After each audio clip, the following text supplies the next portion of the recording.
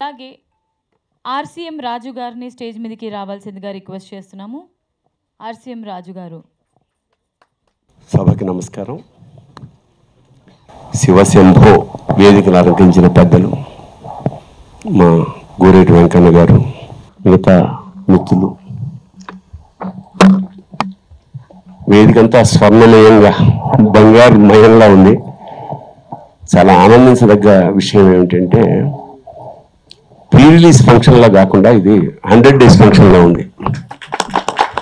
ఎందుకంటే ఈ మధ్యకాలంలో చాలా ప్రోగ్రామ్స్ ఇక్కడ చాలా తక్కువ మంది, ఒక మీడియా వాళ్ళు ఉంటారు, జనం ఉండరు, అసలు రావట్లేదు. అలాంటి ఇంతమందిని సమీకరించి, ఇంత పెద్దల్ని సమీకరించి ఈ కార్యక్రమం నిర్వహించడం చాలా పాజిటివ్ వైబ్రేషన్స్ ఉన్నాయి, టైటిల్తో సహా. అలాగే నర్సింగ్ ఈ మధ్య తెలుగు సినిమా ఇండస్ట్రీలో జరుగుతున్న విశేషం ఏమిటంటే, చాలామంది కుర్రవాళ్ళు మంచి సబ్జెక్ట్ తోటి, తపనతోటి సినిమాలు తయారు చేస్తున్నారు. పాపం వాళ్ళకి సరైన వేదిక దొరకట్లా.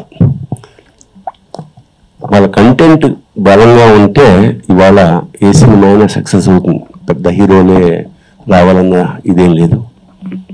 అంచేత ప్రతిభావంతులైన దర్శకులు వాళ్ళని ప్రోత్సహించి, దోరవేటి గారు సాహితీవేత్త, ఆయన ఛందస్సుతో పద్యం రాయగలడు. ఆయన పరిచయం తర్వాత నాకు తెలిసిందన్నమాట.